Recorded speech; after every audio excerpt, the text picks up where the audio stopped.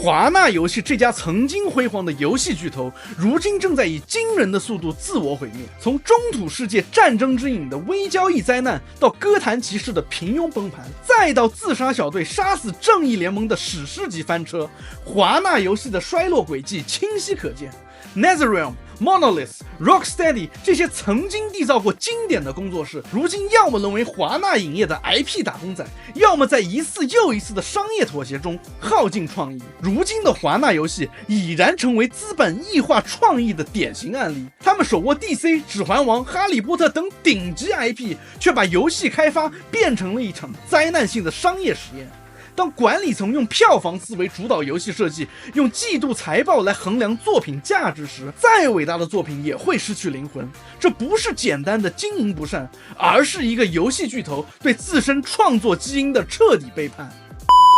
大家好，欢迎来到第九频道，我是老九，在这里我们一起剖析第九艺术的真谛。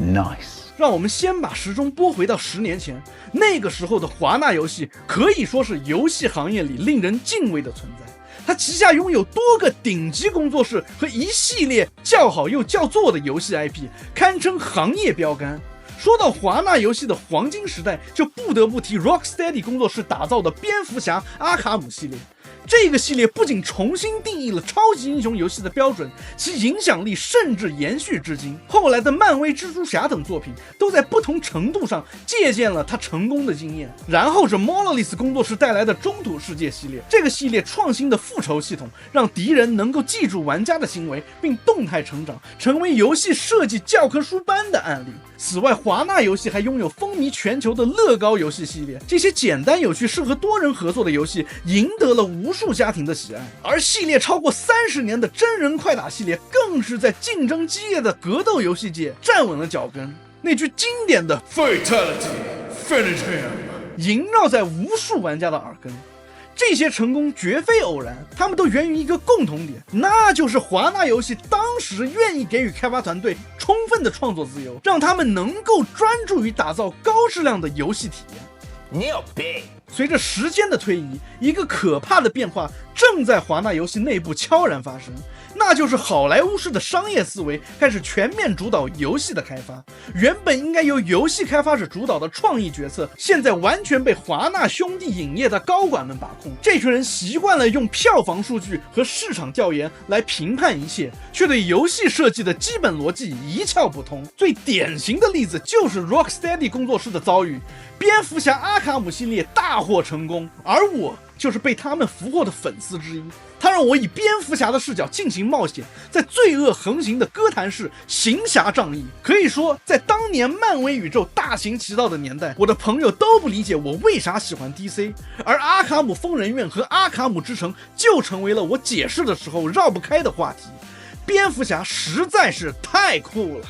也许是我的先入为主，我觉得 Rocksteady 游戏里的蝙蝠侠在战衣、造型、装备上都更接近漫画，完全暴杀贝尔和大本在电影中的版本。我个人认为诺兰蝙蝠侠的成功完完全全是因为第二部希斯莱杰的 Joker 演得实在是太好了。Phoenix 的小丑虽然也很好，但是没有蝙蝠侠的 Joker 电影更像是一部文艺片。好了，有点扯远了，拉回来。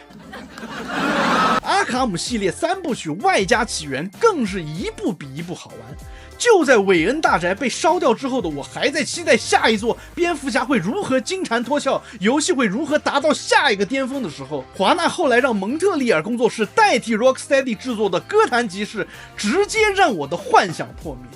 技术层面优化崩坏，频繁闪退，游戏设计陷入两难，既丢失了阿卡姆系列的流畅战斗，又缺乏刷装游戏的深度，开放世界空洞乏味，重复任务不断堆砌，角色塑造全面崩塌。而这一切的本质就是华纳游戏管理层混乱的恶果。他们强压经验不足的工作室，让他们在接手了一些美术资源之后就短期赶工，既要讨好阿卡姆的老粉，又想吸引服务型游戏的玩家，最终造就了这个4不像的悲剧产物。Rocksteady 本该继续深耕他们最擅长的沉浸式单机叙事，却因为华纳高层的一句服务型游戏才是未来，被强制塞进了一个自杀小队主题的网游项目。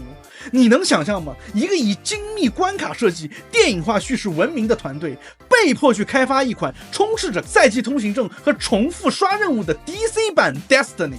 更讽刺的是，有内部员工爆料，团队最初提出的是一款以超人为主题的单人冒险游戏，但华纳高层直接否决了这个提案，理由是单人游戏无法持续盈利。Rocksteady 的设计师们不得不硬着头皮往游戏里塞入各种违和的微交易元素，结果如何呢？自杀小队杀死正义联盟成为了2024年最惨烈的失败之一。游戏发售后 ，M 站的评分直接暴跌至3.8分 ，Steam 的在线人数在2周之内蒸发了90%。玩家们愤怒的不仅仅是它糟糕的射击手感和重复的任务设计，更是它对阿卡姆宇宙的彻底背叛。你能相信吗？他们让最经典的蝙蝠侠配音演员凯文·康罗伊生前最后一次配音的蝙蝠侠被小丑女一枪爆头。 No, God, please, no, no! 当我看到他们试图在第一赛季推出 Joker 这个角色以挽回颓势的时候，我是真心觉得这些高管的想法是多么的可笑，以为靠一个角色的人气就能拯救一部粪作。我自己是在 Epic 上被白送的这个游戏，硬着头皮玩了3个小时就删了。这不是我记忆中的阿卡姆系列，它没有精心设计的前行关卡，没有令人屏息的 BOSS 战，只有无穷无尽的子弹和被称为敌人的靶子。Rocksteady 的悲剧证明了一件事，那就是当公司的高管们用 IP 变现的好莱坞思维去主导游戏开发时，再天才的工作室也会被毁掉。现在华纳的财报上多了几亿美元的亏损，而玩家们失去的则可能是一个本该延续经典的超人游戏。其实2017年才是这家公司一系列神操作的开端。这一年，华纳游戏发布了《中土世界：战争之影》，这本该是暗影魔多的完美续作，却因为管理层贪婪的决策而沦为行业的笑柄。游戏在发售之前就因为内购系统引发轩然大波，这款售价60美元的全价3A 大作，竟然在装备升级和兽人养成系统里嵌入了数不胜数的微交易内容。更讽刺的是，他们信誓旦旦的承诺微交易不会影响游戏平衡，可玩家们很快发现，你想要解锁传奇兽人队长或者快速提升军队等级，要么你投入几十个小时赛博打工，要么乖乖掏钱购买黄金宝箱。这场灾难在游戏终局内容暗影战争中达到了巅峰，原本设计为如同魔戒2章中的圣盔堡之战的史诗级战役，后来被数据挖掘者证实，如果你拒绝充值，最后几波的敌人难度会呈指数级飙升。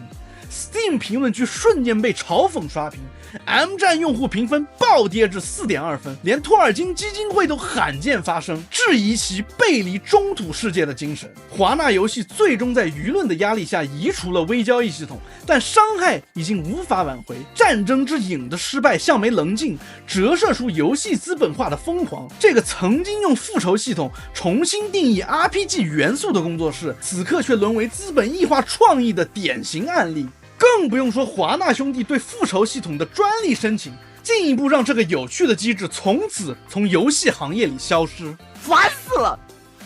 华纳游戏的决策失误远不止以上2个案例，让我们看看他们另一个堪称教科书级失败的杰作，那就是多元宇宙大乱斗。这款格斗游戏在2022年开放测试时，曾经创下现象级的热度，超过1000万的玩家涌入体验其独特的卡通风格乱斗玩法。测试期间，玩家社区自发制作了海量的迷因和同人作品。就在所有人都期待游戏正式上线的时候，他们却突然做出了游戏史上最匪夷所思的决定。他们宣布测试阶段已经结束，将游戏完全下架整改，让玩家苦苦等待了整整1年还多。如此之长的间隔，这个期间发生了什么？前开发成员透露，华纳高层对游戏的盈利模式反复横跳，先是想要跟风加入 NFT 元素，后来又改为赛季通行证。当游戏在2024年重新正式上线的时候，更致命的是，长达1年多的空窗期彻底消磨了玩家的热情。如今这款游戏即将在5月30号停服，仅仅正式上线了9个月。这个本可能成为任天堂明星大乱斗最有力的竞争者的作品，就这样被管理层活活拖死。而胎死腹中的神奇女侠游戏则展现了华纳游戏另一种毁灭工作室的方式，那就是创意阉割。Monolith 工作室凭借着中土世界系列独创的复仇系统惊艳业界，这个让兽人 NPC 形成动态关系的 AI 系统本可以完美的适配神奇女侠与其他角色的互动，但根据内部开发文档显示，华纳高层以游戏太复杂会吓跑休闲玩家为由，强制要求简化所有的新机制，而现在的神奇女侠游戏早也已经停止了开发。华纳游戏的一系列操作终于引发了玩家的强烈反弹。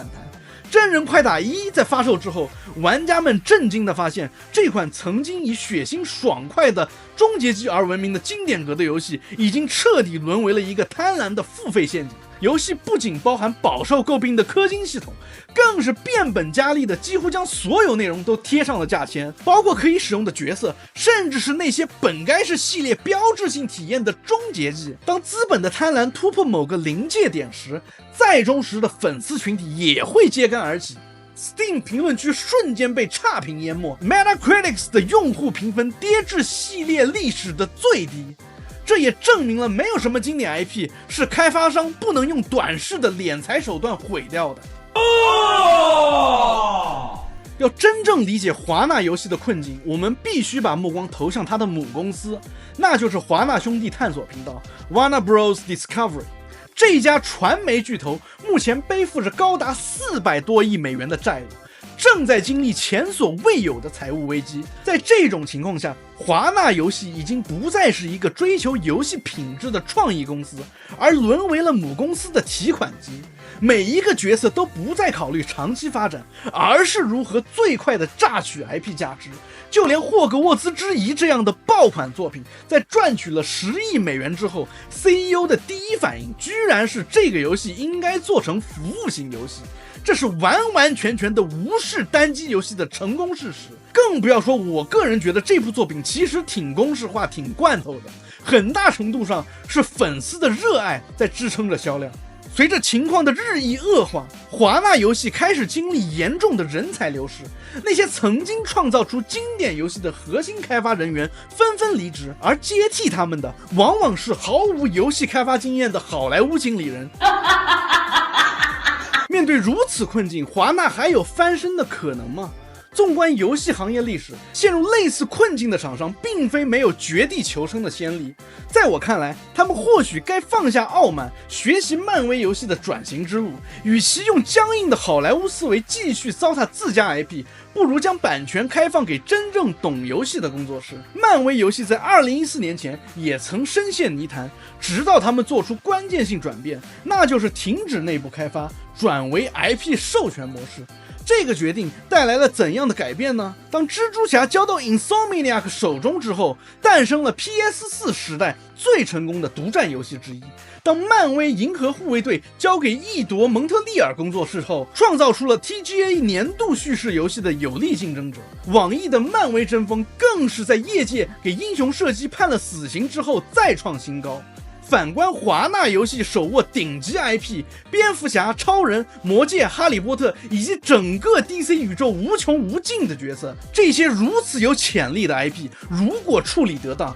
前途必将无量。而这一切的前提是，华纳必须学会放权，不能再像对待 Rocksteady 那样用嫉妒财报指标扼杀创意，也不能像对待真人快打那样用贪婪的微交易毁掉经典。游戏开发需要的是创意自由，而不是公司高管的指手画脚。Later， 玩家们，我们正在见证一个游戏巨头的慢性自杀。华纳游戏的悲剧不仅是一家公司的失败，更是整个行业过度商业化、忽视玩家需求的典型案例。从中土世界的微交易实验，到歌坛骑士的平淡如水，再到自杀小队的灾难性失败，华纳游戏用自己的实际行动证明了，当一家公司把短期利润置于一切之上时，当商业利益优先于游戏创业时，等待它的只有灭亡。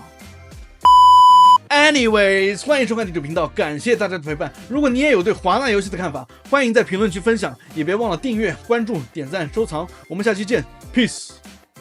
这特好 I don't give a damn。我天，我觉得我是帮你省了100万，天哪，特好特好，你看你自己看。